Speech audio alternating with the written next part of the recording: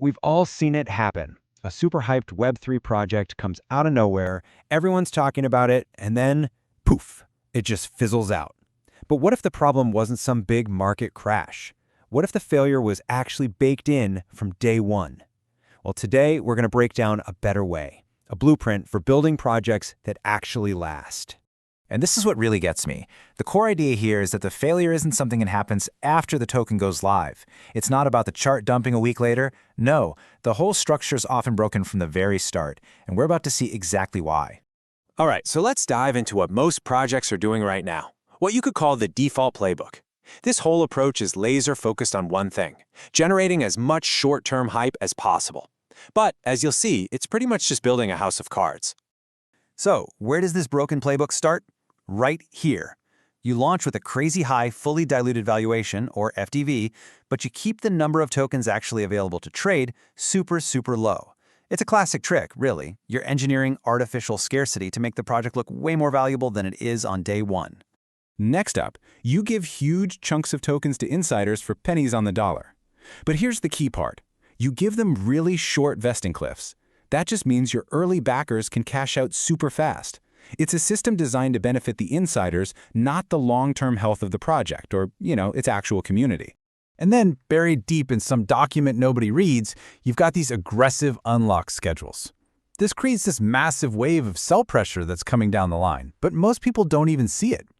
And to make things look stable, they hire market makers to provide liquidity, but it's all just for show. It creates a completely false sense of security. Of course, this whole thing is wrapped up in a perfect marketing package. I mean, you've seen the checklist, right? You get the coordinated influencer threads on Twitter, the big splashy exchange listing announcements, and they're constantly name-dropping their top-tier backers. It is a machine built from the ground up to create FOMO. And that right there is the core of the problem. On the surface, it all looks amazing. The chart's going up, everyone's excited, but the entire thing is built for one goal and one goal only, a huge pump in the first week. It completely sacrifices any shot at long-term sustainability. So that's the playbook we see time and time again. But why does it even exist? Let's get to the root of it. We need to look at the deep, structural design flaws that make this whole approach so common and so destructive. Okay, we see 6 big ones over and over. First, a price-first mindset, where it's all about that launch price, not the actual product. Second, the token's utility isn't tied to any real revenue. It's just fluff. Third, teams use emissions to fake growth, basically renting users instead of earning them. Fourth, weak treasury planning. They raise millions with no real plan on how to make it last. Fifth, and this one is huge, launching without product market fit. And finally, launching a DAO way too early, before the project even has an identity.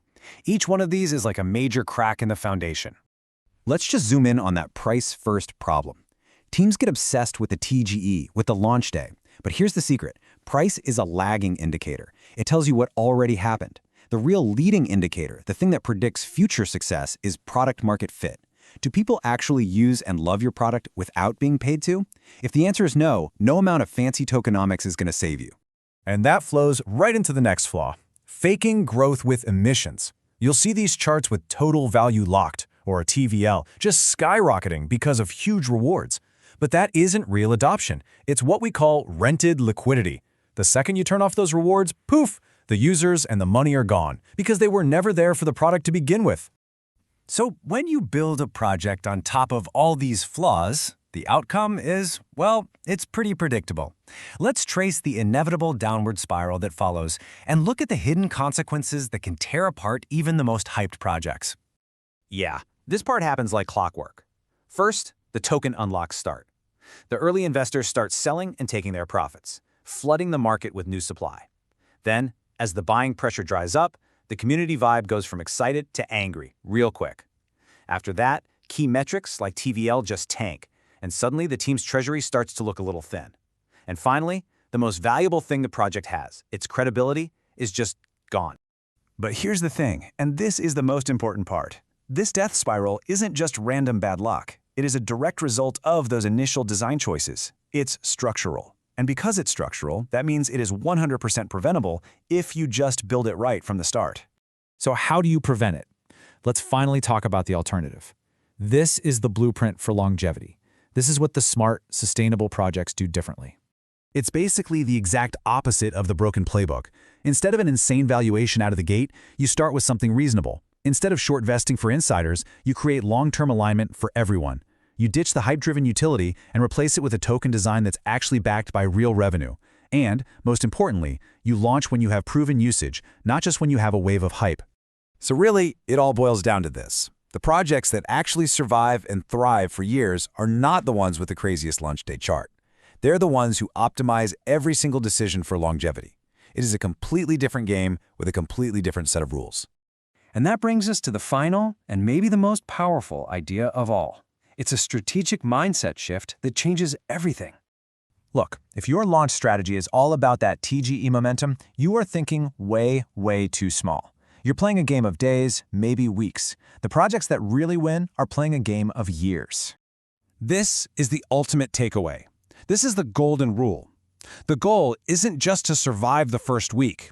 The goal is to build a protocol, a community, and an economy that can actually grow and thrive for 5 years or even longer.